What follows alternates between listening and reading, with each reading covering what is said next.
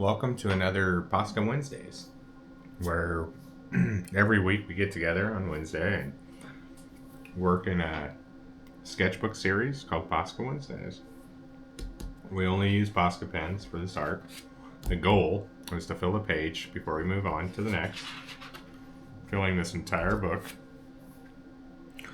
and to ultimately get better with Posca pens. Learn different techniques with Posca pens. Study the ink and how the ink flows and what it looks like once it's dried compared to what it looks like when it comes out. All these things, and touch on those things as we progress further throughout this sketchbook and identify the things that we notice in using Posca pens. Posca pens are fun. It's different. It's a different medium for me to work in. I generally work in airbrush and acrylics, so I'm used to acrylics. These pens definitely look like acrylic ink to me, close up. The visual, the texture, definitely reminiscent of acrylic inks. So today we're gonna work on where we left off last week, which is putting in the piles in the back here. This is a city dump. This is where these critters live: the mouse, the frog, the snail. Name this one Steven Seagull. This one's Jerry the mouse. This is Fred the frog. And this is Snaily the snail. The friendly snail. So that's where we're at. And today hopefully we can finish up this drawing, this sketch on the sketchbook, and move on to our next page. I'm excited. I love Posca Wednesdays because it allows me to work on a bigger piece of paper and in a medium that reminds me and is reminiscent of when I was young, when I was a child drawing art. And a lot of the concept of me coming back and revisiting different mediums that remind me of those things is pretty cool, because it reminds me of these things in a way that brings up old emotions from when I was young and really triggers talking points for me as I move through the drawings and through the demonstration of using Posca pens. So, without further ado, everything you need to know about this episode, about the materials I use, things of that nature, are down in the description. So, if you want to go check that out, if you're so inclined, do it. You're free to do that. First thing I want to do is I want to start focusing on this background a little bit more. So I want to touch on these piles and start pulling out different things that might be in them, and stuff. So might have different colors. So the first thing I'm going to do is I'm going to take black. I feel that that's a good starting point for back here to do. So. And if you're following along and you're using Posca pens, what are you drawing? Are you working in a sketchbook like this? Are you doing something like this just to challenge yourself? It's a pretty cool way to get better at a medium. So if you are, let us know what you're doing, what you're drawing, where you're drawing from. Introduce yourself a little bit. It's okay. This is a friendly community. So in here, I'm gonna put some texture marks. So wherever I feel like there's a need for some darkness. So I'm going to go with a bigger brush nib here. Just cover a little more to get a different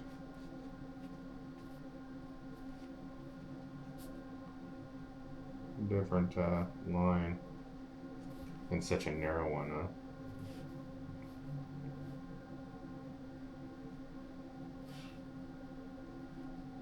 I like to hold the brush way back here like that, and then come at it as flat as I can to use the side of the nib, or the side of the brush nib.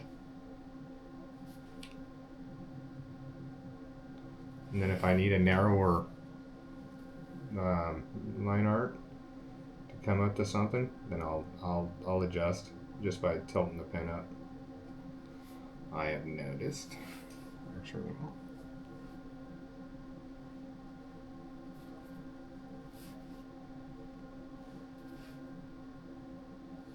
Okay, I think we're probably about there on that.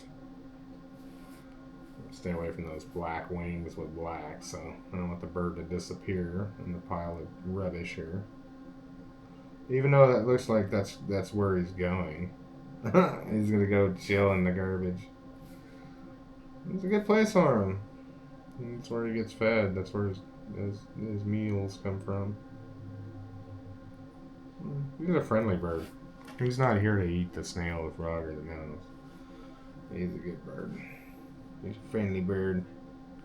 He's just here to repurpose whatever humans throw out, whatever we throw away. And as I'm going here, I'm seeing different places where the pile could use some black. So.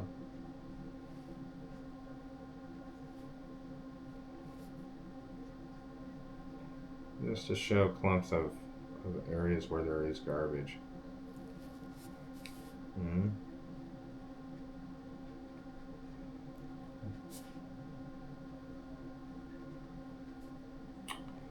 The point of this series is to challenge myself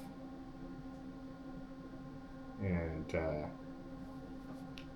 be transparent with how I feel about a certain product or a certain medium that I'm using, because I'm all about trying new things. I think that it's loads of fun, and it's detrimental to my growth as an artist, and how I communicate and tell stories. And I like to share that with others. I like to share that with you, with people, with other artists that are new or checking out different things for the first time. I think that we can help each other grow just by being a support network in whatever capacity we're called to be that in. Whether we're content creators or collabs with brands to bring art products to others that otherwise wouldn't have a platform to be able to do that, or even afford the products in the first place. To put art supplies in people's hands that will make the most of them and have fun doing it. Just no strings attached. So whatever's, free to me is free to you. So, and it helps the companies, so the people that we're trying this artwork with, or these art supplies with, it all comes back. All comes back full circle, and a lot of, we understand those kinds of things. So be kind to each other. Let's experiment with different mediums and different things, and enjoy ourselves, most importantly of all. So that's what it's about. Now I'm gonna get a little background here, because I need this back color for me, for my visual, for what I'm going into these piles. I need that to be solid back here. I need that to be cohesive and to make sense. So in doing that, I don't necessarily want the background to be one solid color, and I'm thinking about this in real time. I want to come in with a little bit of light first, because going over this with this, I'm not exactly sure how this is going to work. So I will use these two blues right now just to see. We can come over here and actually check it out right here. Yeah, see, it'll go over that lighter blue with no problem. I can see just by looking at it that it's dry enough down here. Okay, so this color does go over the blue, but not as much as I would like it to, which means I would have to do more passes with it. So I'm going to come in here and randomly put in suggestions. Like these might be clouds. I mean, I don't know. It's just breaking up the monotony of the sky, right?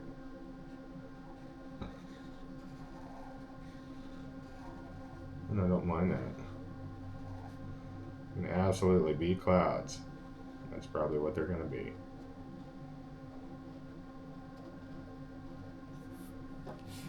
Just like that. We don't need a lot of them. But I definitely want to experiment. I see a shading possibility here with Posca pens in a unique way that I want to try out. So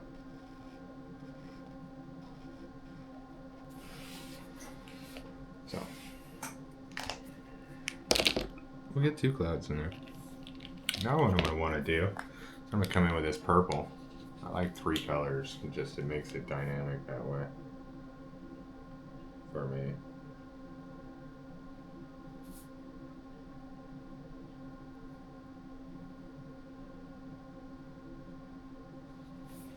And this purple is just going to be underneath these clouds. Okay? It's going to be the darkest part of the cloud.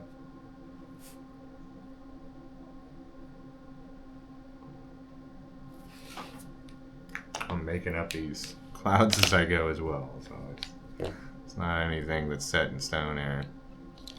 I'm going to go with a thinner nib on this one. I see maybe the highlight up here at the top. What's going to happen? And then all the little step downs. All the little areas where we step the clouds down. I'm just going to put this in here just to suggest it. A lot of times some of the coolest looking art is just things you would never think of doing in the first place. To create an atmosphere. Now, I do know that this might take a couple coats with some of this stuff, and that's okay. We're going to move through it with intention, and we're gonna bring this to life.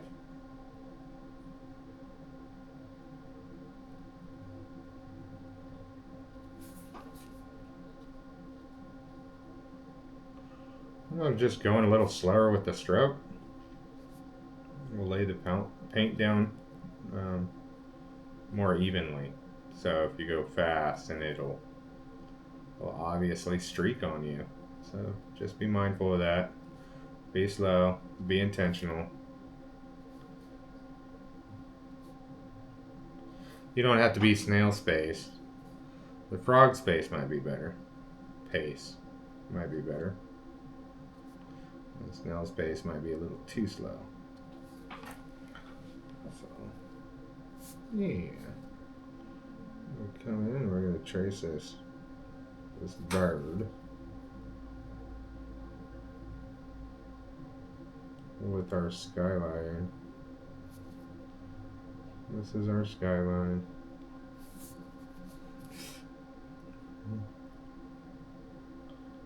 No rhyme or reason, just working, just painting, just enjoying my Wednesday with Bella in the studio and with you guys, creating meaningful art for whatever it means to you or whatever it might mean to me as I'm painting.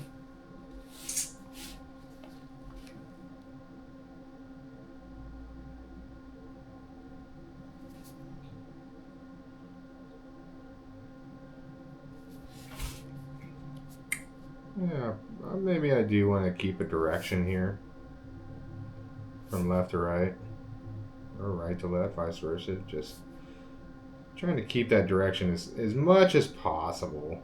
I mean, you're not going to be able to get into every nook and cranny and go in this direction, but it just helps with continuity. Continuity. Cohesion.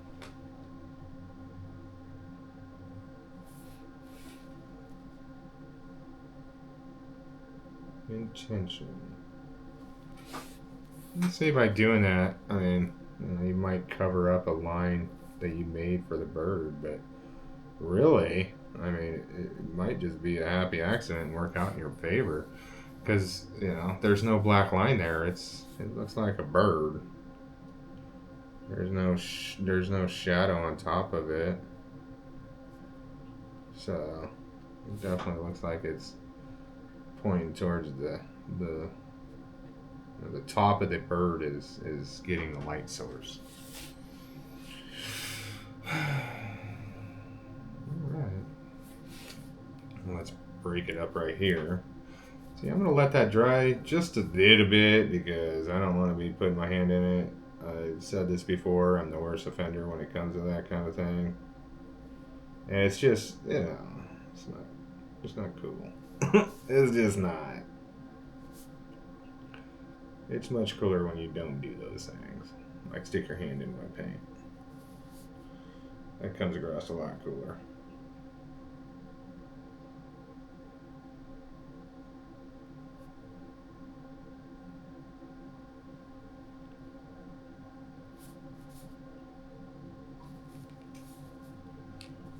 Alright. Drop down right here and get Seagull Steven's tail in here.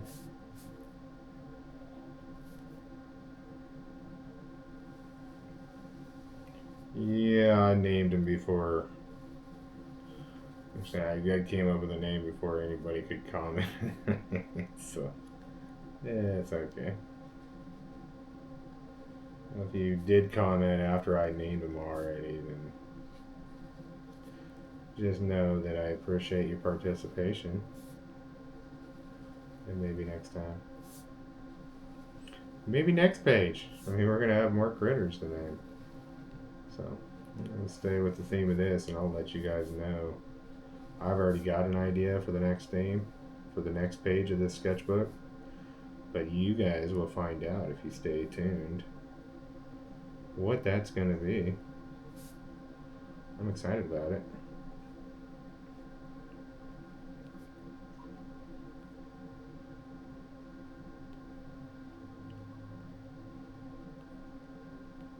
So, I will definitely have to go over this, I believe, a second time. Maybe. Just because, in some places, because I could see the streakiness there. And that isn't going to set well with me in the long run of everything. Okay, now we'll work up here into the sky. And try to make sense of this whole drawing here. And call it complete.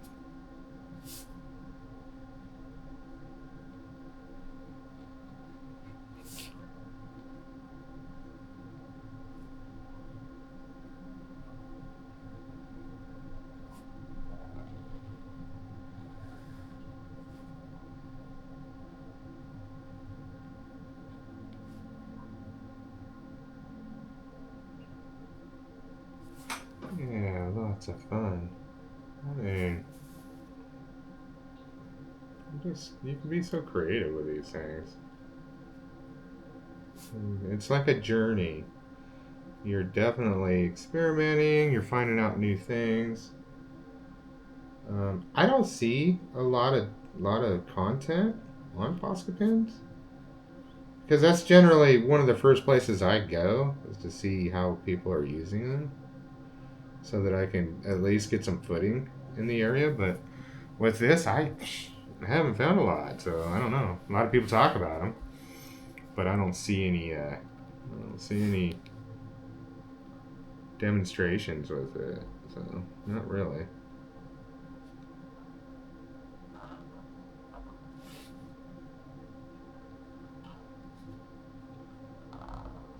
Not really. I do watch YouTube stuff. Maybe not.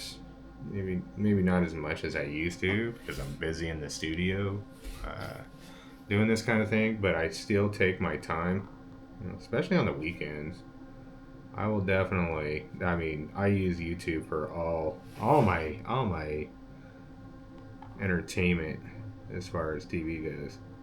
Because I like long form content, and a lot of times on YouTube, it's, it has the kind of stuff that I enjoy watching. So, kind of stuff do you guys like watching on YouTube? How do you spend your time browsing YouTube to watch different things? Let us know. Let us know in the comments.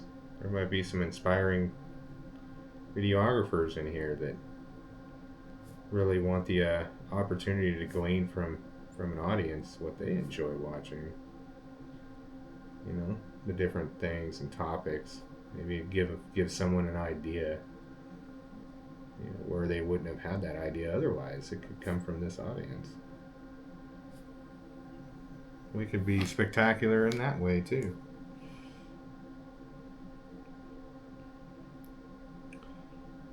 I imagine, you know, when you're building a channel or you're doing these things and you're going through the ebb and flow of working from the algorithm, YouTube algorithm, a lot of folks can get discouraged with, you know, their growth rate. But I will tell you this. How I feel about it. Wherever you're at, however you're starting, just know that everybody has started there.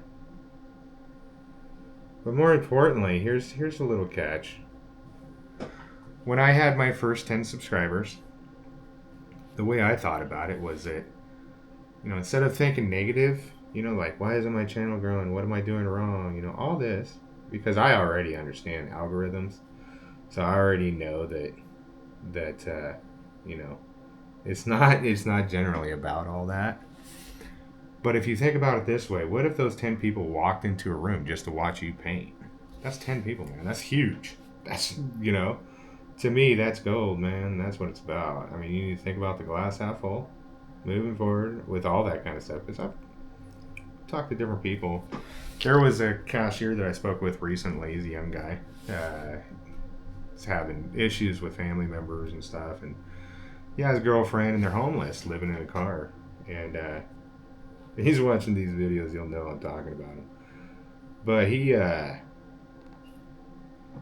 quite the story, and he's computer literate. He knows his way around computers, you know, fairly well. So I mentioned to him about YouTube channels, you know, being homeless and holding down a job, you know, and living in a car with your girlfriend and a dog. You know, I mean, that's content, man. You know, there's a lot of people that are interested in watching that, you know, and could really help this guy. You know, I mean, things are expensive these days. That's how people are living. That's the world we live in. Without going into too much of you know, some negative stuff, it's one of those things you can turn a negative thing into a positive thing. We're obligated to do that wherever possible. You know, if we could take something, you know, that would be construed as negative by the populace and turn it into something positive, we're actually doing something there. There's something happening there. And that's what I try to describe to this young man. You know, take the time. You got a phone. You know, start documenting.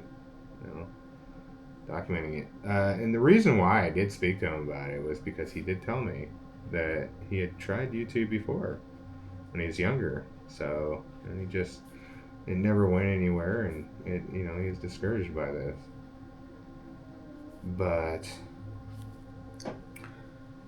we gotta let ourselves grow organically. Don't go tell all your aunts, nephews, cousins, friends to go sub to your channel. Do it organically. Do it through the rhythm. You know, let the people find you, because by doing that, the people finding you are people that are going to stick around. They're there because of you, not because of you asked them to do it. You know, it never works out that way. So there's another little tip. And this isn't how to create a YouTube channel, by the way. It's a topic that I've noticed that I want to capture and articulate before the moment's gone, and I don't feel about it the way I feel about it right now. Because I think the way that I'm feeling about it right now is important. And it's important to disclose that. So there it is. So we're getting this guy in here. I mean, to me, that's starting to look dope. And I use that word interchangeably because I mean, I'm not talking about drugs. I'm talking about it looks cool. So just know that. Just know that. I like to keep the conversations clean here. I'm not a proponent of anything like that, so you won't see me condoning it or lifting it up. You also won't see me judging anybody for doing whatever they do in their own time. I think that that's important as well. So that is very much important. I have plenty of friends all across the spectrum, so I don't judge any of them for anything. There's obviously some things I won't associate with, but for the most part, it's, we're good here. This is an art channel. We're going to talk about things that matter, and a lot of times these things that come up are things that matter. Young people are very impressionable when it comes to things like that, and I'm here to tell you that you don't have to subscribe to what the masses are doing to be successful. You don't have to be, what I mean by that in layman's terms, you don't have to be, you don't have to do drugs to be good at doing art. I don't do drugs. I don't smoke. I don't drink. I do art. I can sit here long enough in a chair to relax and to talk calmly and peaceably and explain how I feel about things. But that doesn't mean that I don't have friends that do those things, or that I know about those things, or that I'm ignorant to those things. It's okay to know about those things. So just be informed. Make an informed decision before you choose to ever go there. Don't ever just go there because everybody else is doing it.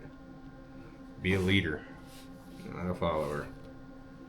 And you'll get a lot further that way in life. Some people are born to really rough hand and don't know how to make a go at it. And that can be difficult. And that's where us as a community need to be there for our neighbors. That's what I consider our neighbors. Not necessarily just the person that lives next door and bangs on your wall every once in a while. If that happens to you, it doesn't happen to me. I just thought about it. Oh man, that'd be horrible. I wouldn't want that kind of confrontation. No, the neighbor I'm talking about are the neighbors you'll find throughout life that need a helping hand. And you show up for that person quietly to where their dignity stays intact. Even if they're okay with whatever because they've been dealing with whatever for so long. Just know that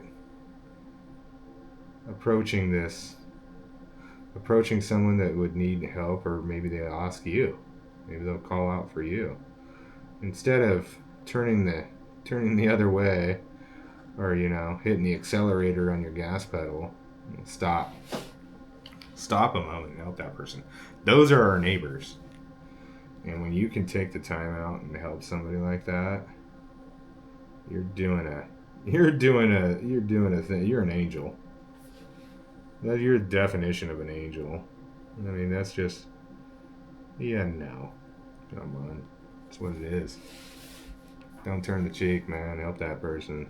You see somebody in need. And I really think that a lot of people are that way. It's pretty rare that I run across somebody that in the heat of the moment won't act responsibly and help somebody. I don't see that very often. I mean, I'm sure it's out there. I'm sure there's a lot of people out there that are just I don't know, just been through a lot, had a lot of experiences, and find that it's probably safer not to deal with it. I don't know. Oops, we don't want out blue over there, do we? Well, we're just coloring, aren't we? Yep, the joy of filling a whole page. I might even be running out of this blue. I definitely know the nib is getting drier. So, a couple shakes with the lid. You see how much that spilled on there? Ooh, you don't want that on your painting. You don't want it to do that.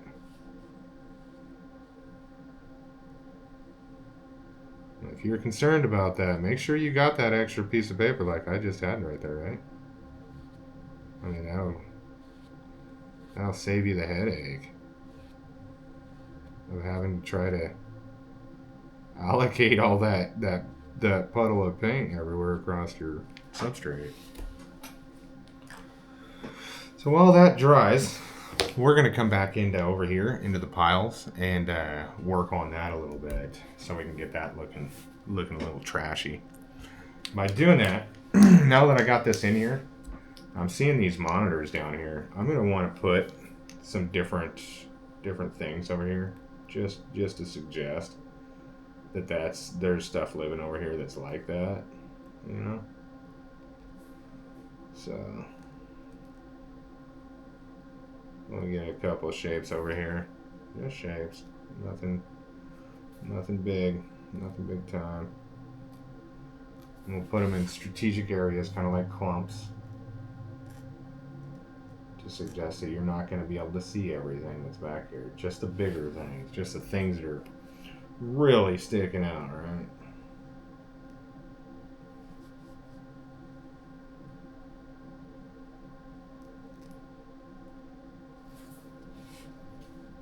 So,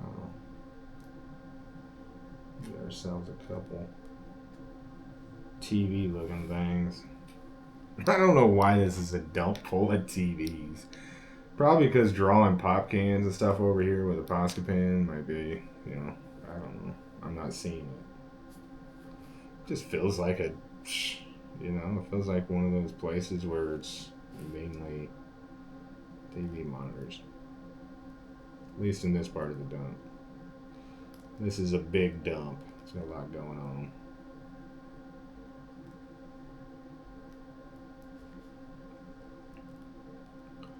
If we want, we can go into super doodle mode and just draw random shapes in here, and let the eye deduce what it might be.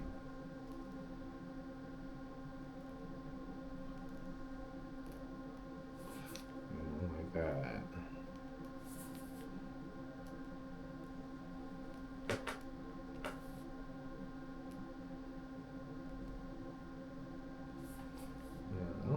Not everything's exactly what it appears to be. It could just be nothing.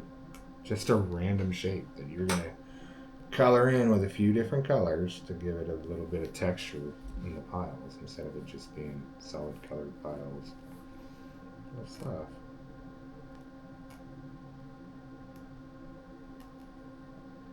Right?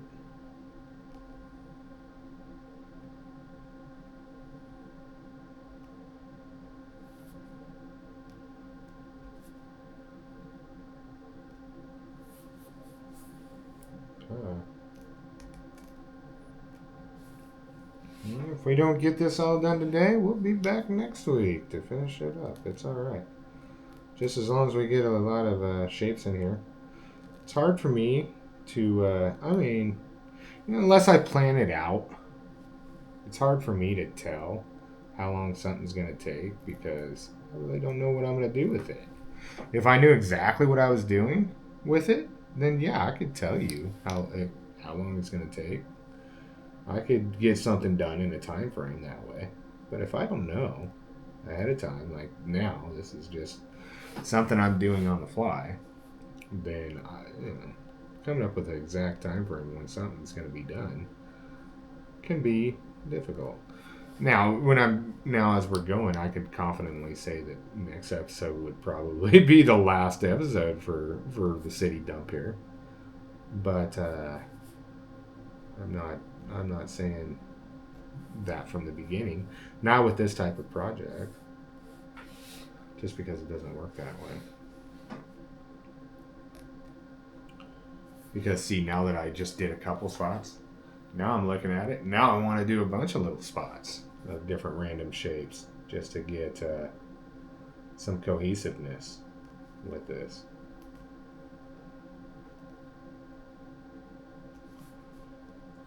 Okay. That way it looks more and more like a pile of garbage.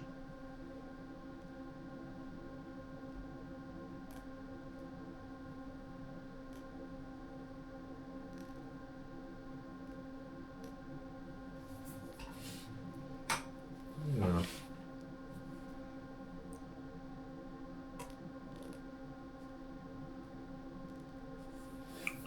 And once I get in a few shapes here, I'm going to go in and start coloring them, see how that looks. And if I need to add more shapes into the piles, I'll do that. We'll make it happen.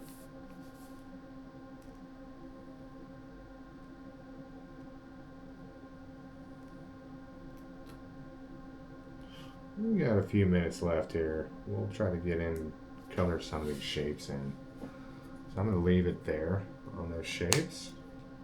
And we're going to go in and put some colors to it. So I'm thinking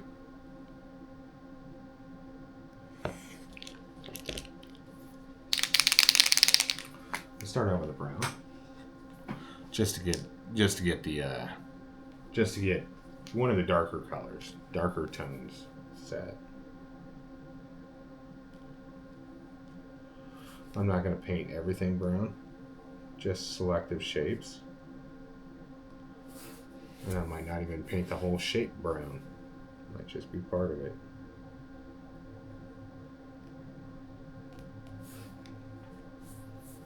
Okay.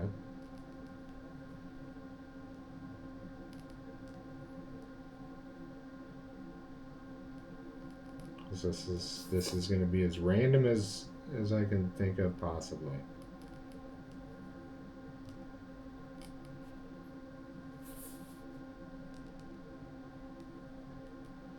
Not spending a whole lot of time in any given area. Moving with a purpose.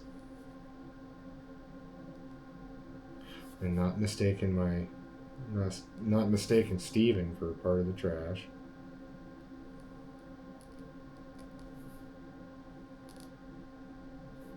Steven Seagull. Maybe I'll take this moment to come in here and do a little bit of filler stuff there with the black.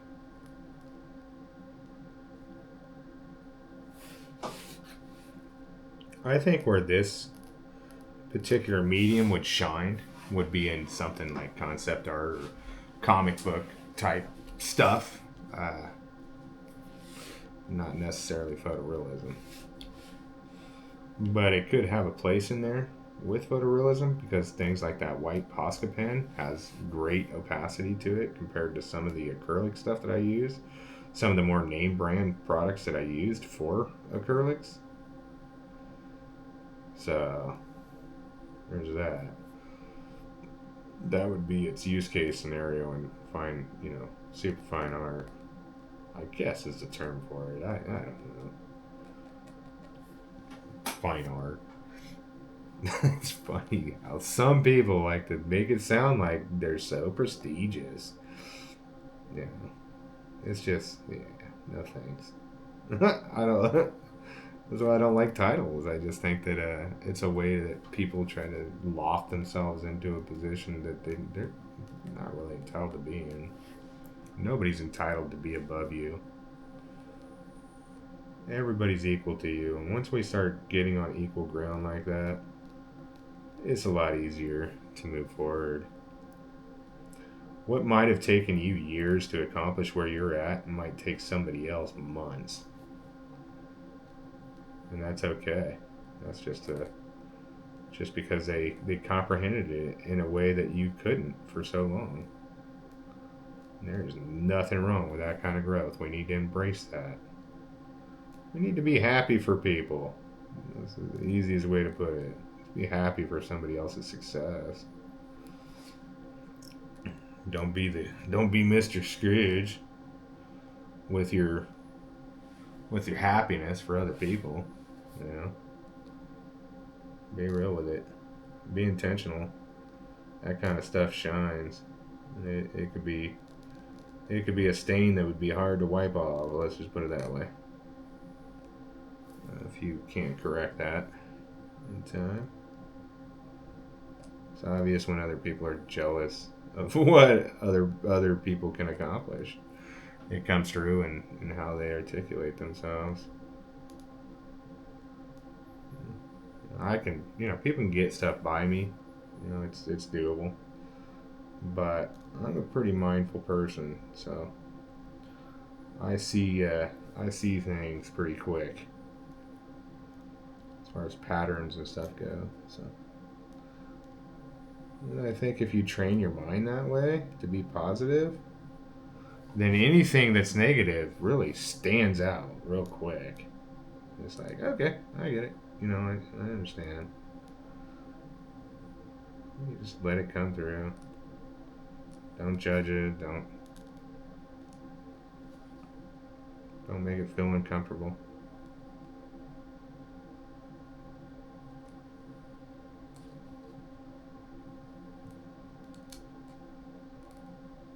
Because not everybody's coming from a position of being able to understand like that. Or, being able to on the fly say, oh. Sometimes people need time to think about it. I do. What's the best way of dealing with this? Or I can walk away feeling comfortable. I don't feel comfortable hurting people or hurting people's feelings. It's just it doesn't make me feel good. It makes me feel icky. And I want to be around people that think the same way.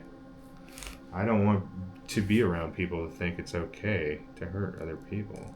That is not who I want to surround myself with. Those are generally people that I hope the best for, or would hope for them what I'd want for myself, which is exactly what we're articulating here. A community that cares for one another and understands what a neighbor truly is. A neighbor isn't necessarily your friend or your loved one. It could be somebody that's done you wrong in life, and you just notice that they might need a little help. Okay, I'm digging that. That's looking good. So from here, I think that we're gonna call this time we spent here on what we're doing a success, and we will revisit it next week and hopefully finish it up. We might have one more episode in this because I do have to go over this a second time. I already see that now that it's dry. So there's that, and then we need to go in and fill in these piles and get some color in down in here and here. So and that kind of thing. So we will figure that out next week. But until then, I hope you guys have a good rest of your week, and thank you for joining Bella and I on this Posca Wednesday. The sketchbook series means a lot to me, and I think moving forward, we're getting better. So I mean, we're trying out different things, different situations, and it's fun. It's a lot of fun. So until next week, peace.